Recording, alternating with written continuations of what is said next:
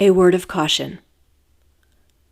This episode may contain details of murder that could be disturbing for some listeners. Listener discretion is advised for anyone under the age of 13. Most true crime fans are familiar with the TV show City Confidential. The long-running show first aired in 1998 and continues today. It features real-life stories from a wide variety of American cities. Most of the episodes feature murder cases, but they also discuss attempted murders and other scandalous incidents. The signature of the show is an overview of the city, its history, and what it's well known for. While recently watching it, I became inspired to put together an episode of Missing in the Carolinas in a similar format to City Confidential. Because the area of Wilmington, North Carolina, is so well known in the South for its historical significance, along with its popular university and coastline, I wanted to explore a few missing persons cases that originated in the area. In the late 1990s, 3 women went missing from Wilmington with tragic consequences. And in the past 15 years, 2 men disappeared. One was a beloved father who enjoyed swimming in the ocean, and the other a talented photographer who had fallen on hard times. All of these people had embraced the port city as their home, never knowing how life can change in an instant, no matter where you live. There is much to love about North and South Carolina, but the 2 states have also had their fair share of violent and senseless crimes over the years. From murders on the Blue Ridge Parkway, in the heart of big cities or sleepy college towns, and along the coastal waters, some of these stories may be new to you. Some may have happened in your town. Some may involve people that are still missing to this day. But all will leave you remembering to always be vigilant about the people you meet and the places you go. I'm Renee Robertson. Please join me for Missing in the Carolinas. In the Carolinas, Wilmington is an attractive place to live and visit for many reasons. Whether you're a foodie, history buff, or just someone who likes to relax on the beach, the city features it all. It boasts one of the largest historic districts in the South, blending timeless architecture with modern buildings, hotels, restaurants, a performing arts center, marina, and a waterfront park and amphitheater. You'll find jazz and beach music festivals, historic cruises, tours on the battleship North Carolina. Each year, in early April, the popular North Carolina Azalea Festival spans several days and envelops the city in colors of purple, pink, red, and white. Visitors during that time can expect a pageant, parade, vendors, live music, children's activities, historic home tours, and much more. Wilmington and the surrounding areas of Curie Beach and Wrightsville Beach all served as filming locations for the CW show Dawson's Creek, which ran until 2003. One Tree Hill was also filmed at a soundstage in the area and in different parts of the city. Basketball legend Michael Jordan is from Wilmington. Each year, thousands of students matriculate at the University of North Carolina at Wilmington, originally founded as Wilmington College in 1947. In 1969, the college formally joined the UNC system and became UNC Wilmington. Approximately 18,000 graduate and undergraduate students enroll in courses involving business, education, arts and sciences, health and human services, as well as a variety of graduate degrees. But like most historical cities, Wilmington has endured its fair share of controversy. Until the early 1700s, the area was populated by various Native American tribes. Then the explorers discovered it, beginning with a man named Giovanni di Verrazzano. An English settlement first colonized the area in the 1720s, with the riverfront named Newtown. In 1740, the Earl of Wilmington in England, Spencer Compton, inspired the name change. The proximity to the Cape Fear River helped the community grow through commerce and the attraction of new residents. Because it was a port city, Wilmington was vulnerable during the Civil War and was held by the Confederate States throughout most of it. The town fell to the Union troops after the fall of Fort Fisher in 1865.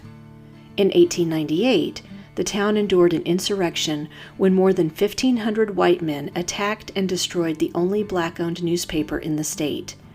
An estimated 100 black residents were killed during the violent mob attacks, and the government took a hands-off approach to prosecuting any of the offenders.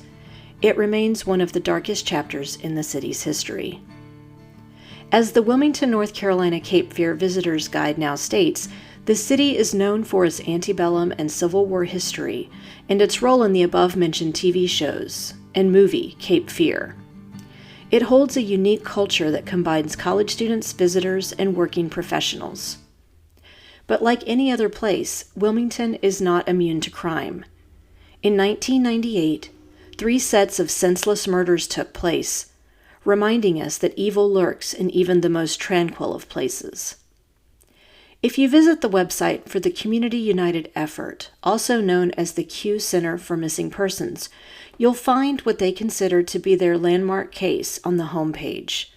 The victim was a young woman named Peggy Carr, and although the Q Center for Missing Persons was founded in Wilmington, North Carolina in 1994, they had never been involved in that high profile of a case when Peggy went missing in 1998. The site states that the search for Peggy, which spanned several months, and her recovery in rural North Carolina, helped shape the foundation and make it what it is today. Peggy Carr's photo still hangs in the doorway of the center as a reminder of how far the organization has come. Peggy Carr grew up in Toledo, Ohio, and subsequently moved to Wilmington to be with her fiancé and plan their wedding. On April 22, 1998, 32-year-old Peggy left home to run a few errands. She left a note for her fiancé on the refrigerator that read, "Be back soon." But she would not be back soon, and it wasn't until 7 months later that her remains would be found. After she disappeared, her mother, Penny Carr Britton, along with other family members, traveled to North Carolina to begin searching for their daughter. In an article that ran in the Wilmington Star News, Penny credited Q for stepping in and assisting their family when they had no idea what to do next. The organization helped cover hotel expenses, brought them dinner, and did whatever else they could do to alleviate the stress. Penny credits Q founder Monica Kaysen with being a strong advocate in the search for her daughter, as well as a pillar of support. What happened to Peggy Carr could best be described as being in the wrong place at the wrong time. It was senseless and brutal. As she was leaving the Oleander Plaza shopping center on April 18th, Peggy was approached by 19-year-old Curtis Cobbs and 21-year-old Bem Holloway.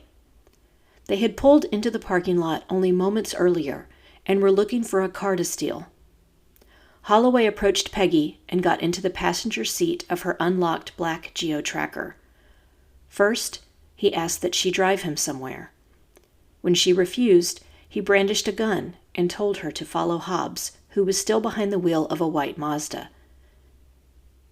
He had her drive over the Cape Fear Memorial Bridge, down NC 87, finally coming to a stop in a Bladen County soybean field. There, Holloway stabbed Peggy to death.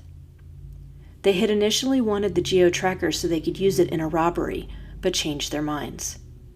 They abandoned it 16 miles away on the shores of Lake Waccamaw.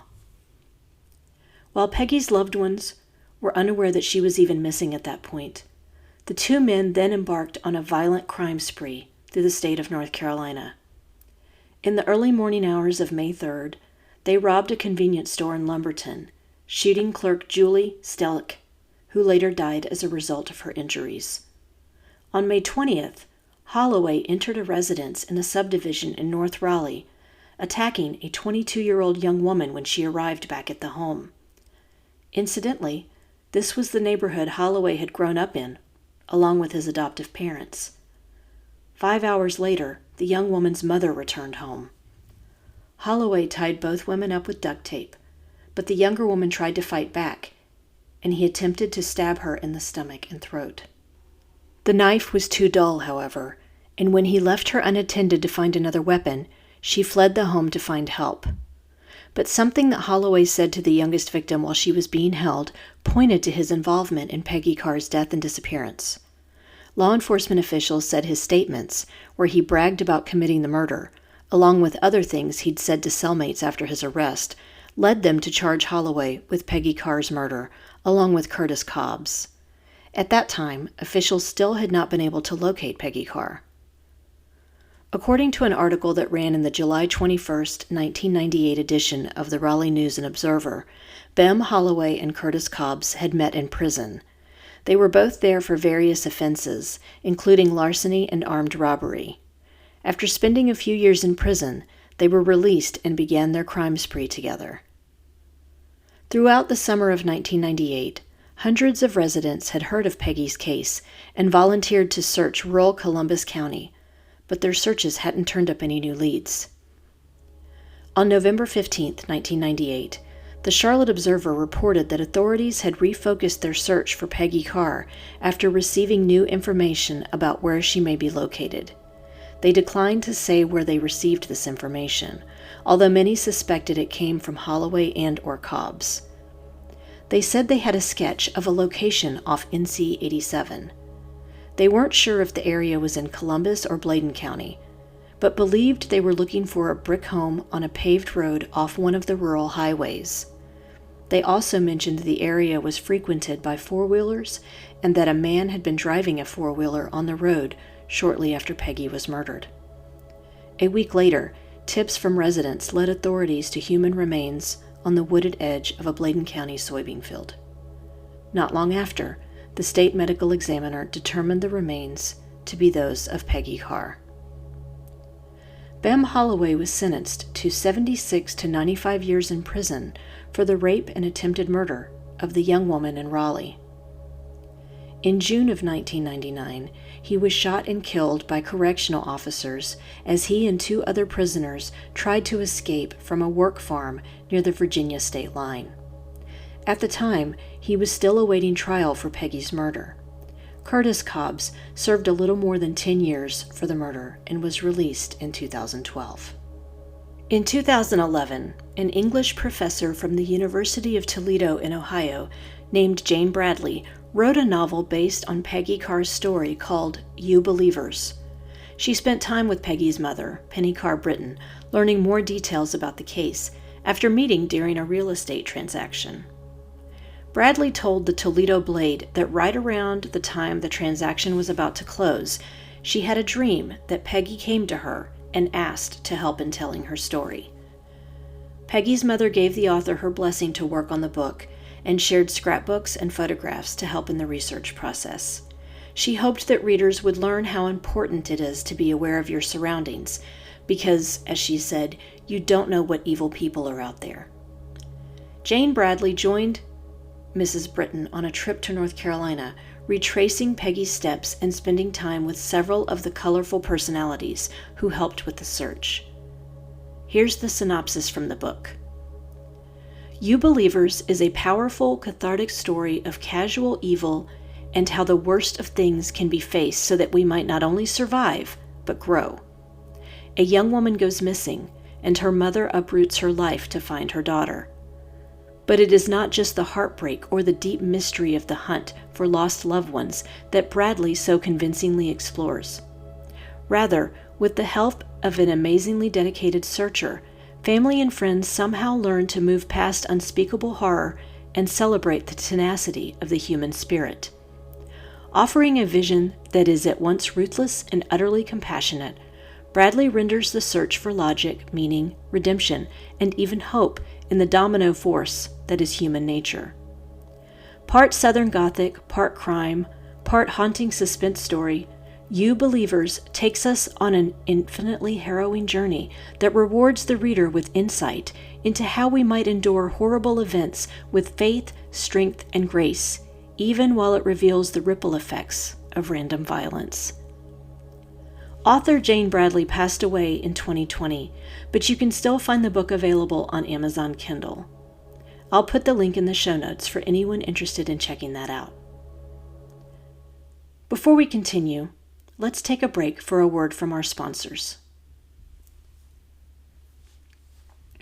A few years ago, I came across a woman named Erin Sanderson on Instagram, and once I saw her demo the skincare products she had created, I decided to give them a try. I was hooked from the first drop. I now use her pre-cleanse oil, hydrating beauty oil, and perfecting night oil. The pre-cleanse gently removes dirt, impurities, and even waterproof makeup without tugging, all without stripping or drying out your skin. In addition to keeping your skin clear, it also helps your skin feel firmer and reduces the signs of aging. The Hydrating Beauty Oil is a powerful and effective skin hydrator that never leaves your skin feeling greasy. The signature squalene oil is known for its anti-inflammatory and anti-aging properties, so it's perfect for treating skin conditions like acne and eczema and reducing the appearance of wrinkles. The Perfecting Night Oil is loaded with vitamin E and A and is rich with antioxidants and omegas that nourish skin, replenish elasticity, and reduce stretch marks. A few drops a day leave skin smoother, more vibrant, and youthful. Altogether, they are the literal dream team of skincare. Want to try out the products for yourself? Go to shopxerin.com and use the code MissingCarolinas10 for a 10% discount on your order. By day, I work as a journalist, but I also enjoy creative writing and entering writing contests. If you like writing flash fiction and creative nonfiction, you should check out the contests over at Wow Women on Writing. They hold quarterly flash fiction contests where you can enter stories with a minimum of 250 words and a maximum of 750. They also have quarterly creative nonfiction essay contests with a maximum of 1,000 words. The entry fees for these contests are very reasonable, and you can also purchase a critique to get more feedback on your writing once the contests conclude. Enter for your chance to win a variety of prizes, from cash prizes to prizes donated by WOW partners that will help you improve your writing game. The winners are published and interviewed on the site, too. The deadline for the next flash fiction contest is May 30th. Learn more at wow-womenonwriting.com and click on the contest tab. Hey guys, I'm Jamie Beebe. And I'm Jake Deptula. We're the hosts of the true crime podcast, Strictly Stalking, brought to you from Podcast One. Each week, Strictly Stalking gives stalking survivors the platform to share their stories in their own words. Do you know why survivors refer to stalking as murder in slow motion? Have you ever felt like you were being hunted by a stranger? Would you know where to turn if a stalker was living in your house and you didn't know? We're bringing you these stories to raise awareness about stalking and give you the resources to know what to do if you or someone you know is being stalked. So tune in to Strictly Stalking each week as we dive into the largely unknown crime of stalking. Listen on Apple Podcasts, Spotify, or wherever you listen to your favorite true crime podcast. And now, let's get back to the show. In early November 1998, a 16-year-old teenager named Theresa Fetter went missing from Wilmington. At the time she went missing, her father believed she was unhappy with her home life, so the family was unsure if she had gone missing of her own free will. It turned out that wasn't the case, and it would be several years before the Fetters could get any sort of justice involving their daughter. Theresa went missing because someone told her information related to a murder, and the killer was afraid she would go to the police. This story actually begins on September 17, 1998. A 42-year-old woman named Lisa Maves was found deceased on Wrightsville Beach. The mother of four had been visiting the area with her boyfriend and another friend and staying at a nearby condo. When her companions went to the grocery store, she took a bottle of liquor down to the beach. She was discovered later that evening when her body washed up on the shore. She had a deep cut that penetrated her skull and went into her brain, as well as bruises on her throat and body. It didn't take long for investigators to begin hearing pieces of a story from a circle of friends surrounding a 19-year-old man named Kyle Berry. Berry had a troubled past and was reportedly the member of the Folk Nation gang. One of Berry's friends, a man named Bobby Autry, had heard firsthand of Lisa Maves' murder. He was told that Berry and another friend named John Maloney met Lisa while she was on the beach, and she mentioned she'd had a fight with her boyfriend. For some reason, Berry decided Lisa seemed very depressed and needed to be, as he said, put out of her misery. He and Maloney kicked her and beat her, and then Berry stuck a knife in her skull. Then they dragged her body into the Atlantic Ocean. At the time, Bobby Autry had been dating Theresa Fetter and told her about Barry's involvement in the Maves murder. When Barry found out she knew this information, he decided she needed to be eliminated to prevent her from possibly going to the police. Autry arranged to meet with Theresa, but it was a trap that also involved Barry, John Maloney, and Joshua Whitney. They beat Theresa to death with metal pipes, leaving her in a wooden area behind a daycare center, covered with pine needles and brush. Her body was discovered 20 days later. In late November of 1998, John Maloney, age 16, Kyle Barry, age 20, and Joshua H. Whitney, age 17, along with Autry, were charged with Theresa's murder. Autry was the one who told investigators where they could find Theresa's body. Maloney, Whitney, and Autry all pleaded guilty to second-degree murder in the death of Theresa Fetter and sent to prison. Kyle Barry was sentenced to death in his role. At first, a North Carolina Supreme Court ruling in December of 2002 raised some questions about sentencing instructions given to jurors who heard the case. Barry was then given another sentencing hearing. In March 2004, he was sentenced again to death, but that verdict was also successfully appealed by his attorneys. In 2010, the death sentence was overturned by a trial judge who ruled Barry's defense attorneys hadn't had enough time to research the man's history of mental illness.